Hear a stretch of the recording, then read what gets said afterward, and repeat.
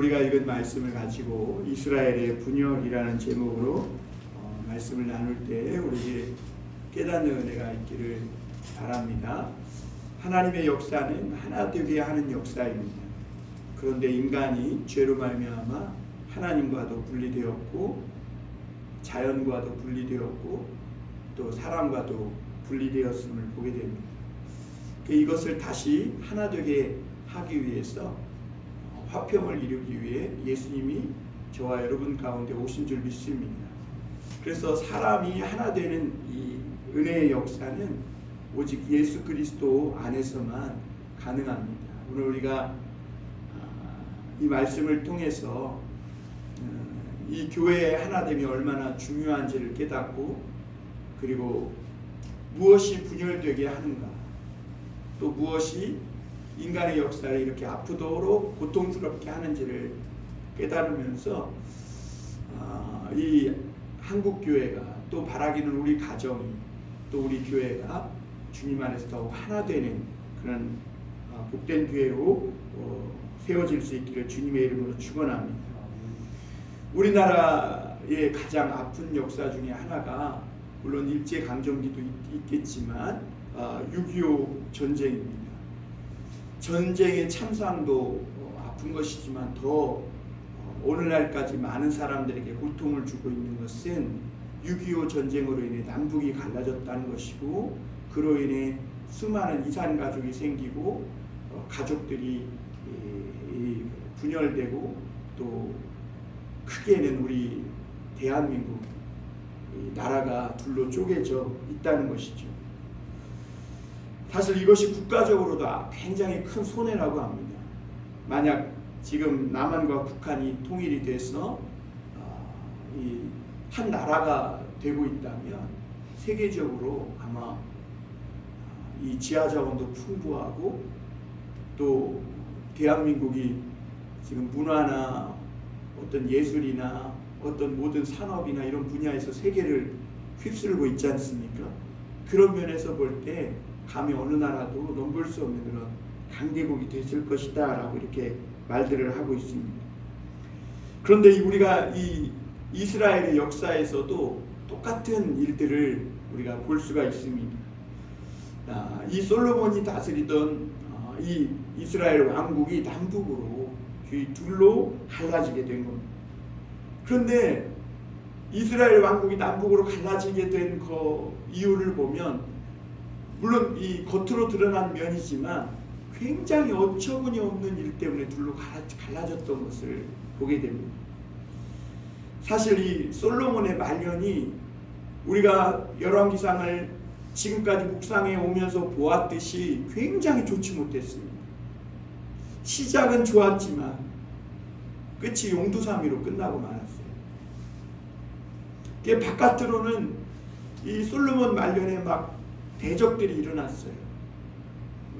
암몬도 일어나고 모압도 일어나고, 그리고 내부적으로는 솔로몬 시대 때 그동안 이스라엘에서는 볼 수 없었던 그냥 우상 딴지들 천지였어요. 온 이스라엘. 그러니까 안팎으로 솔로몬 말년의 그 이스라엘은 굉장히 영적으로 또 사회적으로 어두웠던 그런 시대였음을 볼 수 있습니다. 그러니까 이런 가운데 르호보암이 나라를 이어받은 거예요. 그렇지 않아도 정권이 바뀌면 어떻게 돼요? 굉장히 혼란스럽잖아요. 그런데 여기서 더 혼란스러운 건 뭐냐면, 솔로몬이 이방 여인을 사랑하고 그 우상을 섬기면서 예루살렘 성에 있어야 할 물론 성전도 있지만 온 땅이 그동안 우상 천지가 됐고, 암몬, 그모스, 밀곰, 세계 여러 나라의 우상이 다 들어와 있었어요. 그러니까 이스라엘이 굉장히 영적으로 지금 어두워 있는 상태였고, 그리고 음란했고, 그리고 부패하고 있었음을 보게 됩니다. 이런 것들은 사실 솔로몬이 그냥 단지 늙어가지고 힘이 빠져서 생긴 일이 아니라, 이 솔로몬이 그만큼 하나님과 얼마나 거리가 멀었는지, 신앙적으로 솔로몬이 얼마나 타락해 있고, 그로 말미암아 이스라엘 전체가 영적으로 얼마나 타락해 있었는지를 단면으로 보여주는 것이죠. 이런 가운데 이제 이 솔로몬이 나라를 이제 르호보암에게 넘겨주고, 이 르호보암이 이제 처음 왕이 시작될 때에 이스라엘 백성들의 대표들이 온 거예요. 그래가지고 르호보암 왕에게 말하기를 당신의 아버지 솔로몬이 멍에를 이렇게 무겁게 우리들에게 냈다는 거예요. 그러니까 왕에게, 왕정시대의 왕에게 와서 말할 정도면 그 멍에가 얼마나 무겁고 힘들었다는 얘기예요. 그런데 르호보암이 그것을 거절함으로 말미암아 이스라엘이 완전히 두 쪽이 나고, 그리고 다시는 통일된 나라를 이루지 못해요. 그리고 나중에 그 열왕기 하에 보면 북쪽은 아수르에 의해서, 남쪽은 바벨론에 의해서 완전히 망하게 되고 이스라엘의 역사는 거기서 막을 내려버려요. 여러분, 우리가 등산을 해보셔서 알겠지만 등산은 올라가는 것도 중요해요. 정상을 올라가는 것도 중요해요. 한번 발을 띄었으면 정상까지 가야 되겠죠. 그런데 등산에서 더 중요한 것은 안전하게 하산하는 거예요. 그래서 올라갈 때는 하산할 힘을 비축하고 올라가야 한다 그래요. 그러듯이 여러분, 우리 인생도 마찬가지라는 겁니다. 젊은 시절의 성공도 중요하지만 아름답게 늙어가고, 그리고 아름다운 모습으로 인생의 무대에서 내려오는 것, 이게 얼마나 중요한지 몰라요. 그 오늘날 한국교회가 왜 어렵냐? 성공한 목사님들이 참 많아요. 우리나라에는 세계의 10손가락 안에 들어가는 교회 중에 5개 교회가 한국에 있잖아요. 그러니까 우리나라에 이렇게 성공한 목사님들, 젊었을 때 성공한 목사님들이 많아요. 그런데 하산을 잘못해요. 그래갖고 오늘날 한국교회가 신뢰받지 못하는 이런 교회가 된 것이죠. 여러분, 우리 개인의 믿음 생활도 마찬가지입니다. 우리 개인 한 사람의 인생도 마찬가지예요. 우리가 젊었을 때 돈 벌고 부자 되고 막 출세하고 다 좋은데 얼마나 그 아름답게 늙어가고 아름답게 내 인생의 무대에서 내려올 수 있느냐, 이것이 우리 삶에는 훨씬 더 중요하다는 것을 여러분 잊지 마시고, 오늘 우리가 말씀을 통해 나도 내 인생의 무대에서 아름답게 내려오고 마지막을 장식할 수 있는 그런 결단과 각오를 하실 수 있길 바랍니다. 먼저 우리가 생각해 볼 것은 하나님의 마음이 점점 다윗의 집안에서 떠나고 있다는 것을 볼 수가 있습니다. 여러분, 이스라엘이 분열된 것이 우리가 겉으로 표면적으로 볼 때는 르호보암이 말 한마디 잘못해가지고 일어난 것처럼 이렇게 보입니다. 굉장히 어처구니 없구나 이렇게 생각될 수 있죠. 그런데 여러분, 실제 이스라엘의 분열은 이미 솔로몬 시대부터 되어 있었어요. 우리가 이스라엘 그 백성들을 보면 출발이 어디에서 시작됐죠? 애굽에서 시작됐잖아요. 애굽에 종살이 하던 그 히브리 민족을 모세가 가서 애굽에서 건져내서 하나님을 예배하는, 하나님과 언약을 맺은 이스라엘 민족으로 만든 거잖아요. 그런데 솔로몬은 다시 애굽 공주와 결혼해가지고 애굽을 끌어들여서 백성들 온 민족이 뭐 하는 거예요? 다시 종으로. 마치 애굽의 바로왕 밑에서 이스라엘 백성들이 막 노역하며 신음하며 그렇게 하나님의 구원을 바라고 소리 지르고 있을 때, 그때와 다를 바 없이 지금 솔로몬은 똑같이 고역과 노역에 시달려 신음하는 그런 애굽에 압제되어 있을 때랑 똑같은 상황으로 만들어버린 거예요. 여러분, 이스라엘 백성들은요 12지파가 합쳐진 거예요.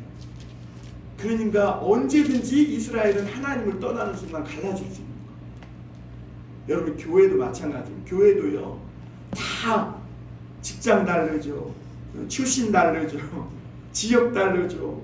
연세, 연령 다르죠. 생각하는 것이 다 달라요. 교회는 막 어린아이부터 노인까지 다양한 세대가 얽혀 있어요. 그렇기 때문에 하나님의 말씀을 떠나는 순간 교회는 사분오열되기가 너무나 쉬운 곳이에요. 교회가 하나됨을 될 수 있도록 붙들고 있는 것이 뭐냐면 예수님이시고 하나님의 말씀인 거예요. 이스라엘은 늘 그런 어려움을 안고 있어요. 그래서 하나님이 다윗이나 사울이나 다윗이나 솔로몬이 왕이 됐을 때 한결같이 하신 말씀이 뭐냐면 하나님의 말씀을 떠나지 말라. 그걸 떠나는 순간 죽는다는 거예요. 죽는 거예요. 이스라엘의 존재 목적이 뭐예요? 오직 하나님만 섬기는 거예요. 그러니까 하나님을 떠나는 순간 이스라엘은 존재 목적 자체가 없어지는 거예요. 그러니까 하나님 어떻게 한 거예요? 망하게 하신 거예요. 그런데 솔로몬은 하나님을 섬기는데 막 실증을 냅니다. 그리고 이방 여인을 만나고 우상을 섬기고 세상의 금을 좋아하고 세상에서 이런 것들을 얻고 성취하는 데서 얻는 기쁨을 하나님을 섬기는 데에서 얻는 기쁨보다 더 가치 있고 중요하게 여깁니다. 거기서부터 솔로몬의 눈이 어두워지고 그의 영혼이 둔해지기 시작한 겁니다. 겉으로 볼 때는 솔로몬의 부강병책이었습니다. 그런데 속으로 보면 그 정책은 이스라엘이 썩고 망하게 하는 그런 정책이었음을 보게 됩니다. 이미 이 솔로몬의 나라는 망했어야 됩니다. 그런데 하나님은 기다려 주신 거예요. 그리고 이스라엘 백성들이 이제 솔로몬 왕이 죽자 그 대표들이 몰려와서 이 솔로몬의 아들 르호보암 왕에게 앞으로 어떻게 이스라엘 다스릴 거냐고 그 정책에 대해서 물은 거예요. 그러면서 자신들의 이 멍에를 벗겨달라고 간청을 한 거죠. 사실 이것은 이스라엘 백성들의 요구가 아니라 하나님이 르호보암에게 주시고 있는 마지막 기회고 이스라엘에게 주시고 있는 마지막 기회인 거예요. 솔로몬은 나라를 망쳤어요. 하나님이 그렇게 지혜도 부어주시고 모든 걸 다 주어서 그렇게 번성하게 했던 나라를 완전히 망쳐버렸어요. 그런데 과연 르호보암 너는 어떻게 하겠느냐 지금 주님이 기대를 하면서 백성들을 보내서 르호보암의 마음을 지금 열어보고 계신 것이죠. 우리가 지난주에 말씀했듯이 신앙은 뭐예요? 결혼과 같은 거예요. 하나님을 믿는다는 것은 하나님의 신부가 되는 거예요. 그러니까 잘 살든 못 살든 가난하든 부유하든 뭐예요? 그냥 남편인 하나님만 믿고 살아야 돼요. 그냥 망하든 번성하든 하나님만 믿고 살아요. 그러니까 여러분 하나님의 일은요 사랑과 진실이 빠지면 아무것도 아닌 거예요. 그 성공도 아니에요. 성공이 아니에요. 어떻게든지 사랑과 진실이 그 밑바닥에 깔려 있어야 그 모든 일이 하나님이 축복하시는 일이 되는 거예요. 그러니까 진실과 사랑이 빠져 있으면 아무리 교회에 사람이 많고 뭐 재정이 넘쳐나고 큰 빌딩을 갖고 있고 그 아무 소용없다는 거예요. 솔로몬의 은금이 아무 소용없는 거예요. 사랑과 진실이 빠져 있어요. 그런데 이 솔로몬은 하나님보다 금을 더 좋아합니다. 그리고 이방 여인의 육체를 좋아하기 시작하고 그래서 우상을 쫓아갑니다. 이게 솔로몬이 뭐한 거예요? 불륜을 저지른 거예요. 하나님과 결혼해놓고 금과 이방 여인의 육체를 따라간 것이죠. 그리고 우상을 쫓았어요. 왜냐하면 우상을 막 쫓아가니까 성공도 하고 첫째는 금이 막 들어오는 거예요. 금이. 그러니까 그냥 좋아가지고 그것이 좋은 길인 줄 알고 막 쫓아가는 것이죠. 근데 솔로몬의 아들 르호보암은 이 솔로몬에게 하나님께서 부어줬던 이 마음이 솔로몬을 떠나고 있다는 것을 감지하지 못하고 있음을 볼 수가 있습니다. 결국 르호보암의 입에서 포악한 말이 나왔고 이스라엘 모든 사람들이 솔로몬 그 르호보암 왕 앞에 왔다가 이 멍에를 벗겨달라고 간청했다가 거절당함으로 크게 실망하고 돌아갔음을 보게 됩니다. 여러분, 여기서 이스라엘 백성들 그 대표들만 실망했을까요? 여기서 우리는 하나님이 더 크게 실망했다는 것을 볼 줄 알아요. 하나님이 실망한 거예요. 사실 하나님이 여러분 이스라엘을 어떻게 하나 되게 하셨는데, 다윗이 그 고생을 하고 죽을 고비를 넘기면서 분열됐던 왕국을 하나로 통일시켰는데 그걸 다시 하나님이 찍고 싶겠어요? 그 하나님은 마지막까지 분리되지 않도록, 분열되지 않도록 그 끈을 붙들고 있었던 거죠. 그런데 이 멍청하고 영적으로 둔감한 이 르호보암은 그 하나님의 마음을 읽을 영감도 없었고 영안이 열려지지도 못했던 것을 보게 됩니다. 여러분, 어려서 이 왕이 된 솔로몬은 어떻게 이스라엘을 다스려야 할지 몰랐었습니다. 그래서 그 솔로몬이 취한 방법이 뭐였습니까?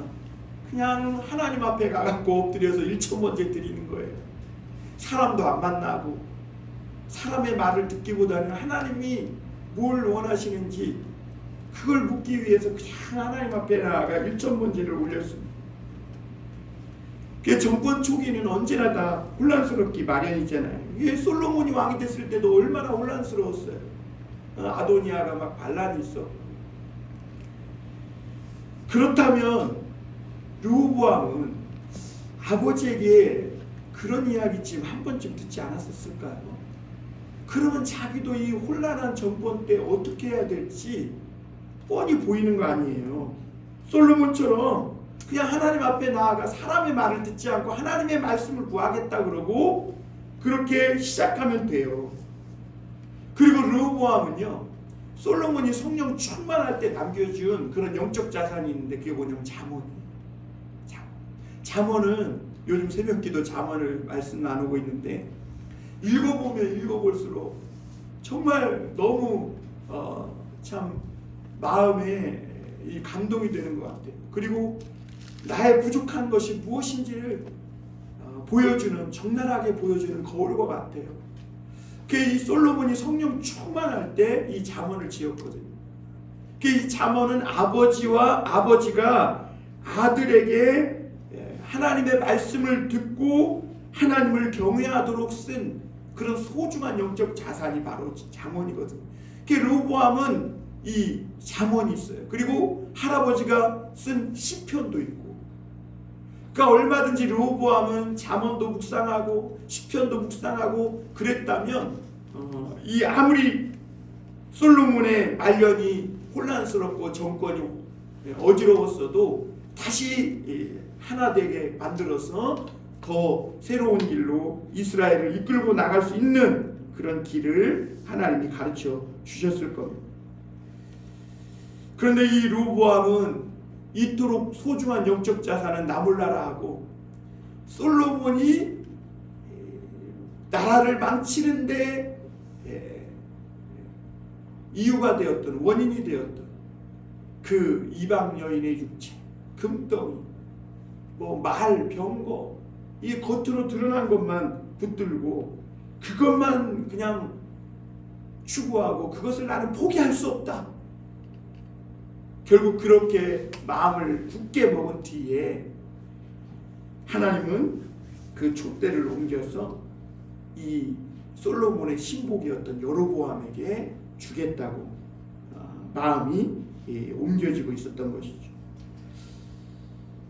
결국엔 이 르호보암이 솔로몬이 남겨준 이 영적 자산을 먹기보다는 솔로몬이 남겨놓은 또 다른 독배를 마심으로 이스라엘이 두 쪽으로 갈라지고 맙니다. 여러분, 우리가 이런 걸 보면서 깨달아야 될 것이 뭐냐면 부모나 선배가 남겨줬다고 해서 무조건 옳은 것이 아니에요. 성령이 틀렸다는 것은 틀린 것으로 믿으시길 바랍니다. 만약 어떤 교회는 막 전에 목사님이 이렇게 했습니까? 또 전에 성도들이 이렇게 했으니까 이걸 죽도록 고집해요. 그러면 그거는요 나중에 누구도 못 바꾸는 전통이 돼가지고요 하나님의 말씀과 성령의 역사를 가로막아요. 그래서 예수님이 당시 유대 지도자들에게 뭐라고 말하냐면 너희가 조상들과 장로들의 유전은 지키지만 그걸로 하나님의 말씀은 지키지 않는다 그러면서 책망하신 것이죠. 여러분, 말씀과 하나님의 은혜를 실증내고 세상의 것을 좋아하고 세상을 쫓아갈 때 하나님은 그 촛대를 옮겨가지고 제일 미워하고 원수 같은 여로보암에게 주었어요. 왜? 그래야 이 하나님의 본래 백성들이 막 화를 날 건다, 나고 시기 질투가 날 거 아니에요. 그 하나님의 촛대가 옮겨지면 어떻게 돼요? 그것은 황폐해져요. 거기는 형식만 남고 형식과 모양만 남고 능력은 사라지게 되는 것이죠. 오늘 르호보암의 나라가 그랬음을 보게 됩니다. 두 번째로 생각해 볼 것은 르호보암의 리더십입니다. 오늘 르호보암은 1절에 보면 세겜으로 갑니다. 한번 1절 다시 한번 볼까요? 르호보암이 세겜으로 갔으니 이는 온 이스라엘이 그를 왕으로 삼고자 하여 세겜에 이르렀습니다. 여러분, 우리가 르호보암, 여로보암이니까 뭐 형제같이 느껴지지만 형제 아닙니다. 르호보암은 솔로몬의 아들이고 여로보암은 과부의 아들, 이 솔로몬과는 아무 상관없는 솔로몬의 그냥 신복이었을 뿐입니다. 오늘 르호보암은 세겜으로 갑니다. 새로운 왕이 될 사람에게 이 기름 부어, 선지자가 기름 부어 백성이 환호하고 왕의 보좌에 앉히는 것인데 희한하게 오늘 르호보암은 세겜으로 가서 왕이 되고자 하는 거예요. 그러니까 왕이 되는 방법이 바뀐 거예요. 그만큼 이 이스라엘이 지금 영적으로 타락해 있어서 이 르호보암에게 기름을 부어 왕으로 삼을 만한 그런 담대한 믿음의 용기 있는 선지자가 없었던 거예요. 왜냐하면 위험하니까. 이제 이 르호보암이 그래서 이 왕이 되기 세겜으로 가는데요. 세겜으로 간 데는 또 다른 한 가지 중요한 의미가 있는데, 세겜은요 지리적으로 보면 이스라엘 한 중앙에 있어요. 그래가지고 이 세겜은 하나님과 늘 언약을 맺고 이스라엘이 갱신되던 그런 장소이기도 해요. 그래서 여호수아서 24장에 보면 모세가 죽고 난 후에 여호수아도 덜덜덜덜 떨었잖아요. 그러니까 어떻게 이 백성을 이끌고 가나안 땅으로 들어갈까? 그러니까 우리가 여호수아 1장 8절에 보면 아주 중요한, 우리가 암송하고 잘 외우는 그런 말씀이 있죠. 두려워 말고 담대하라는 거죠. 하나님의 말씀이 모세와 함께 있던 것 같이 너와 함께 있겠다고, 어디를 가든지 너와 형통할 것이라고 이렇게 하시는 말씀이 있잖아요. 그러듯이 여호수아서 24장에 보면 여호수아가 온 이스라엘 백성들을 세겜에 모아놓고 너가 하나님만 섬길 것인지 우상을 섬길 것인지 택하라고 이렇게 종용을 합니다.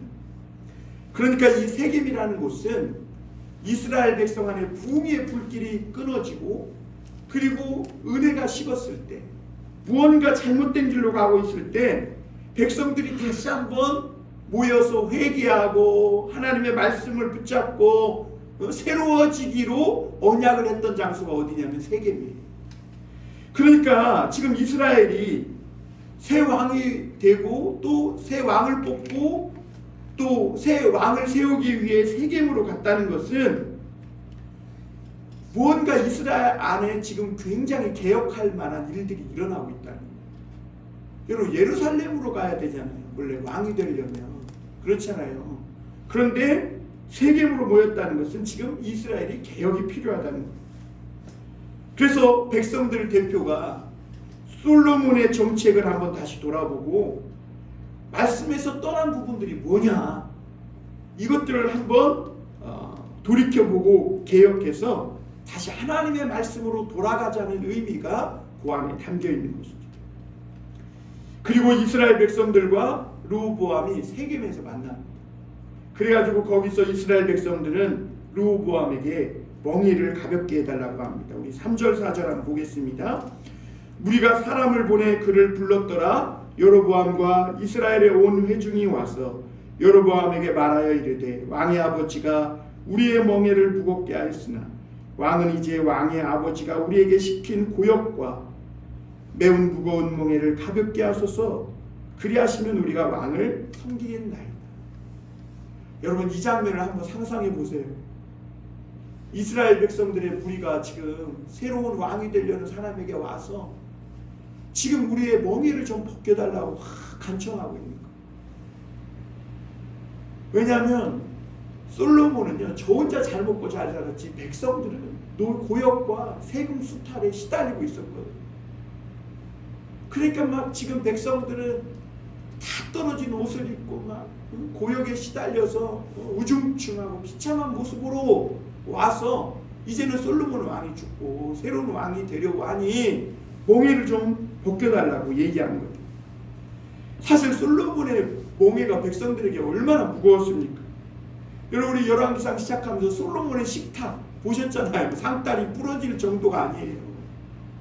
그것을 백성들이 되느냐고 얼마나 허리가 겼겠어요. 날마다 먹는 양이 어마어마하잖아요. 그리고 세금을 너무 많이 걷어요. 왜냐하면 성전 공사해야지, 왕궁 공사해야지. 왕궁도 뭐 하나만 집니까? 이방 여인들을 데려다가 다 왕궁을 져줬으니 그 왕궁들이 얼마나 많았겠어요. 그걸로 끝날 줄 알았더니 뭐 다윗궁, 밀로 뭐 사방에 건축을 한 거잖아요. 그러므로 인해 백성들이 허리를 졸라매고 노역에 시달리고, 그래서 이 멍에를 좀 가볍게 해달라고, 그러면 왕들이 백성들이 왕을 기꺼이 섬기겠다고 이렇게 간청을 하고 있는. 그런데 르호보암은요, 이상하게 딜레마에 빠져요. 여러분, 우리가 삼자의 입장에서 객관적으로 보면 야, 이거는 당연히 르호보암이 백성들의 간청을 들어줘야 옳다.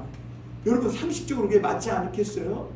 그런데 르호보암은 이상하게 딜레마에 빠져가지고 그렇게 고달픔을 안고 멍에를 메고 온 백성들을요, 그 너무나 쉬운 대답인데 돌아가라, 3일 후에 오라고 그냥 돌려보내요. 지금 왜 그러냐면 나름 이 르호보암은 딜레마에 빠진 것이, 내가 이제 왕이 됐으니까 강경책을 써서 그냥 밀고 나갈 것이냐, 아니면 온건책을 써서 백성들의 마음을 싸매며 어루만지며 그렇게 끌고 갈 것이냐. 어떻게 보면 너무나 쉬운 답인데 이걸 놓고 지금 자기가 이제 왕의 높은 자리에 앉으니까 딜레마에 빠져버린 거예요. 그리고 이제 이 르호보암은 먼저 솔로몬 왕 때 보좌했던 늙은 신하들을 불러 묻습니다. 6절 7절에 나오죠. 6절 7절에 보니까 르호보암 왕이 그의 아버지 솔로몬의 생전에 그 앞에 모셨던 노인들과 의논하여 이르되 너희는 어떻게 충고하여 이 백성에게 대답하게 하겠느냐. 7절입니다. 대답하여 이르되 왕이 만일 오늘 이 백성을 섬기는 자가 되어 그들을 섬기고 좋은 말로 대답하여 이르시면 그들이 영원히 왕의 종이 되리이다. 여러분, 솔로몬 왕을 섬기던 노인들은요, 솔로몬 정책이 백성들에게 잘못되었다는 것을 어느 정도 인정했어요. 그렇죠. 그러니까 이렇게 대답한 거예요. 그래서 왕이 백성들을 섬겨서 오늘 좋은 말로 대답하라는 거예요. 그 말은 무슨 말이에요? 반대로 뒤집으면 그동안 솔로몬의 정책이 너무나 잘못되었었다는 것을 우회적으로 이야기하고 있는 것이죠. 솔로몬은 혼자 부자고 좋았지만 백성들은 너무나 가난하고 날마다 노역에 시달리고 있었던 거죠. 그래서 이 노인들은 좋은 말로 대답해주고 백성들을 섬겨서 그들의 요구와 말을 인정해주고 받아들이라고 이렇게 첨언을 합니다.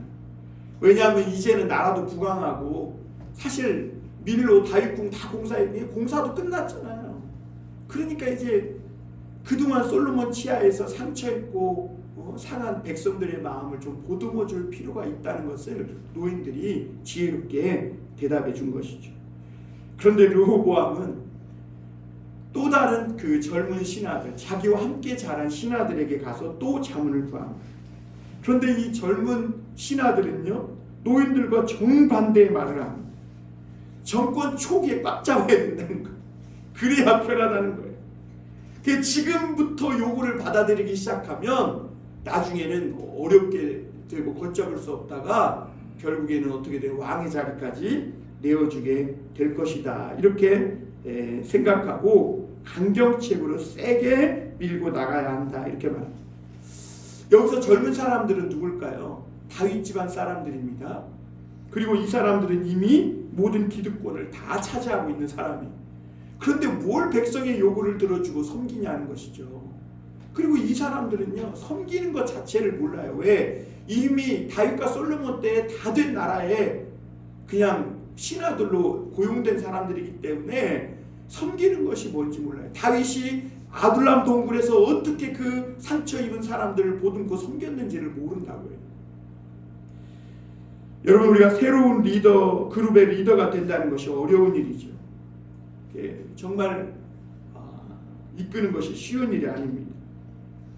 르호보암이 새로운 이 이스라엘을 잘 이끌고 가려면 말씀으로 돌아가고, 그리고 솔로몬이 누리던 그 막대한 부, 그 기득권을 포기해야 했습니다.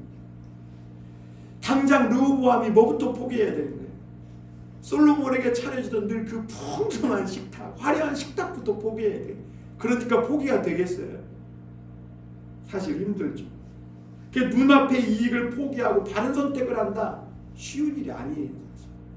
사회에서도 보면요, 대부분 일어나는 다툼이 뭐냐면 밥그릇 싸움입니다. 거머쥔 이, 또 이미 꿰찬 자리, 이거 다 포기하면서 전체를 살리자, 이런 사람 몇이나 있을 것 같아요.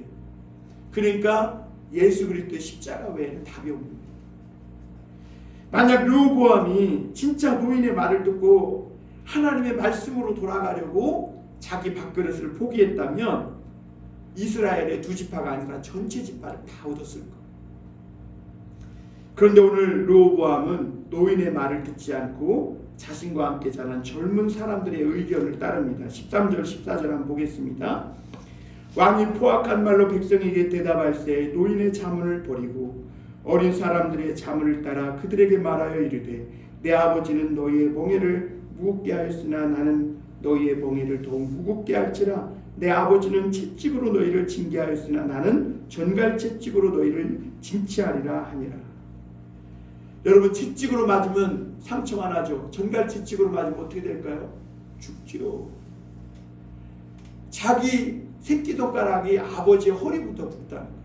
그러니까 씨름으로 얘기하면 아버지보다 내가 훨씬 더 힘이 세고 장사라는 거예요. 그게 굉장히 교만한 것이죠. 오늘 젊은 신하들의, 그리고 르호보암이 몰랐던 두 가지가 있습니다.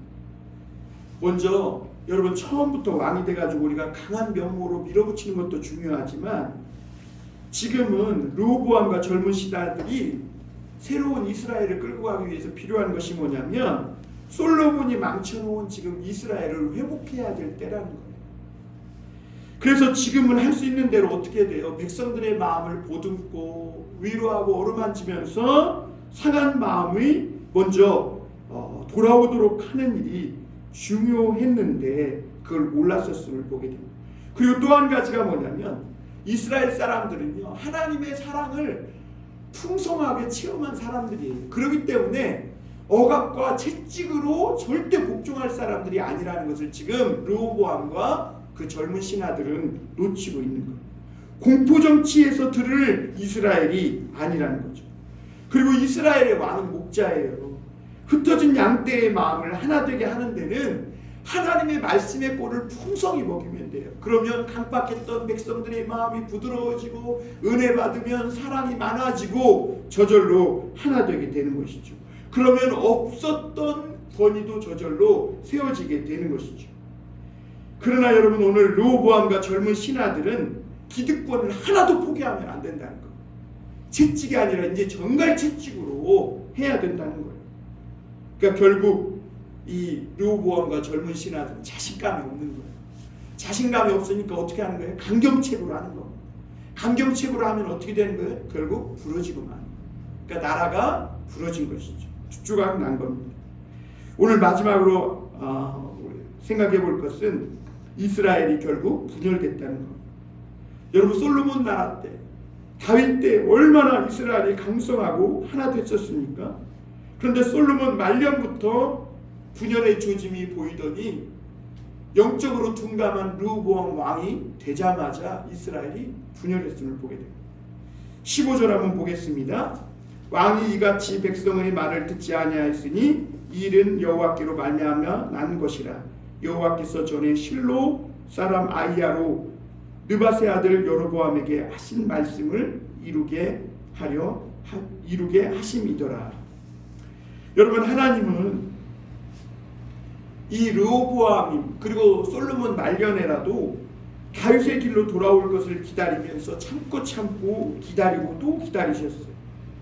그리고 르호보암까지도 기다리셨어요. 기회를 다시 주셨어요. 르호보암은 얼마든지 좋은 대답을 할 수 있었어요. 노인들의 말을 듣고. 그런데 르호보암의 눈과 마음이 흐려지고 둔해지니까 결국엔 사리분별을 못하고 거절하고 만 겁니다. 왜 그러냐면 결국 이 또한 솔로몬 때 가득했던 우상, 그리고 솔로몬이 좋아했던 그 병거, 막 보기만 해도 막 어마어마하잖아요. 그 솔로몬이 앉았던 그 왕의 보좌에는 막 사자가 2마리 동상이 서 있고 뭐, 그러니까 그거를 하나도 포기할 수가 없는 거예요. 그러니까 눈이 이미 먼 거예요. 금에 멀고 권력에 멀고 여자의 눈이 멀고 멀어버린 거예요. 하나님이 결국에는 붙잡고 있던 끈을 놓아버리시니까 결국에는 하나님의 말씀하신 대로 이스라엘이 분열됩니다. 16절에 그래서 온 이스라엘이 자기의 말을 왕이 듣지 아니함을 보고 왕에게 대답하여 이르되 우리가 다윗과 무슨 관계가 있느냐? 이새의 아들에게서 받을 유산이 없도다. 이스라엘아, 너희의 장막으로 돌아가라. 다윗이여, 이제 너는 내 집이나 돌아보라 하고 이스라엘이 그 장막으로 돌아갑니다. 르호보암 말 한마디에 10지파가 떨어져 나갑니다. 르호보암이 얼마나 교만했는지, 말씀도 없고 영감도 없고 사람의 말만 들으려고 합니다. 여러분, 사람은 온건한 사람도 있지만 강경한 사람도 있잖아요. 그 르호보암이 사람의 말을 듣지 않고 하나님의 말씀 잠언과 시편을 묵상했더라고요. 아마 교만한 마음을 내려놨을지도 모르겠어요. 왜냐하면 잠언에 보면 겸손은 존귀의 앞잡이요 교만은 패망의 선봉이니라. 사람은 입의 열매로 인하여 복록을 누리니라. 뭐 이런 말씀 투성이더라고요. 저도 얼마나 많이 찔리고 있는지. 그런데 르호보암은 사태의 심각성을 모르니까, 우리가 오늘 읽지 않았지만 나중에 아도니람을 보내가지고 세금을 거두려고 했다가 이스라엘 사람들이 그 아도니람을 돌로 쳐 죽여요. 그리고 나서 심각성을 그제야 깨닫고 급히 르호보암이 도망을 쳐요. 그만큼 이 르호보암이 눈이 멀어져 있었음을 보게 돼요. 금 때문에, 여자 때문에, 권력 때문에. 사실 르호보암이 붙잡을 건 솔로몬이 물려준 금, 여자, 권력 이게 아니라 잠언과 시편인데 독배를 마셔버립니다. 르호보암은 이제 어떻게 해요? 전쟁을 해서, 그러니까 칼로 문제를 해결하려고 해요. 하나님이 그때 스마야 선지자를 일으켜서 말씀을 전하죠. 우리 21절부터 한번 보겠습니다. 르호보암이 예루살렘에 이르러 유다 온 족속과 베냐민 지파를 모으니 택한 용사가 18만 명이라. 이스라엘 족속과 싸워 나라를 회복하여 솔로몬의 아들 르호보암에게 돌리려 하더니 하나님의 말씀이 하나님의 사람 스마야에게 임하여 이르시되 솔로몬의 아들 유다 왕 르호보암과 유다 백성 유다와 베냐민 온 족속과 또 그 남은 백성에게 말하여 이르기를 여호와의 말씀이 너희는 올라가지 말라. 너희 형제 이스라엘 자손과 싸우지도 말고 각기 집으로 돌아가라. 이 일이 나로 말미암아 난 것이라 하셨다 하신지라. 그들이 여호와의 말씀을 듣고 그 말씀을 따라 돌아갔더라. 여러분, 하나님께서 내가 한 일이라고 그러면서 못 싸우게 하셨어요. 여러분, 그리스도인들이 억울하고 힘든 상황에서도 무력을 쓰거나 수단과 방법을 가리지 않고 복수하지 않으려는 이유가 뭔지 아세요? 이 모든 일이 다 하나님께로부터 났다는 믿음이 있기 때문인 줄 믿습니다. 여러분, 사실 18만 명이 올라가면요, 저요. 이스라엘은 10지파인데 80만 명도 모아요. 만약 르호보암이 여기서 전쟁으로 해갖고 뭔가 해보겠다고 하면 했으면 자기도 죽고 전멸했을 겁니다. 그게 하나님이 말리신 거예요. 다행인 것은 늦게라도 르호보암이 하나님의 말씀을 듣고 돌아간 거예요. 그래서 자기도 살고 그나마 두 지파라도 얻은 거예요. 하나님이 이렇게 하신 데는 이유가 있어요. 그동안 이스라엘 왕들에게 12지파를 맡겨보니까 너무 교만한 거예요. 말씀과 기도보다 다윗과 같이 그 길로 가지 않고 다른 걸 쫓아가고 너무나 편하고 힘도 세지고 하니까 하나님보다 다른 걸 의지하는 거예요. 여러분, 하나님의 나라는 사람이 많고 적고 또 부유하고 가난함에 있지 않고 하나님의 능력에 있는 줄 믿습니다. 그의 말씀의 불이 붙어야 다시 살아나는 것이죠. 늦게나마 르호보암이 말씀에 순종해서 살았듯이 늦게라도 하나님의 말씀에 불이 붙고 하나님의 말씀에 순종해야 사는 길이 열리는 것입니다. 분열된 것이 하나가 되는 것이죠. 솔로몬이 물려준 금, 그리고 솔로몬이 물려준 이 많은 왕궁이나 건물 가지고는 르호보암이 아무것도 할 수 없는 거예요. 그냥 나라가 쪼개질 수밖에 없는 거예요. 하나님은 우리에게도 오늘 다시 기회를 주시는 분이신 줄 믿으시길 바랍니다. 늦었더라도 오늘 우리가 이 말씀을 돌이켜보면서 바른 말씀과 신앙을 붙잡고 하나님 앞에 돌아올 때 저와 여러분들에게도 새로운 길이 또 열려지는 은혜가 있게 될 줄 믿습니다. 기도하겠습니다.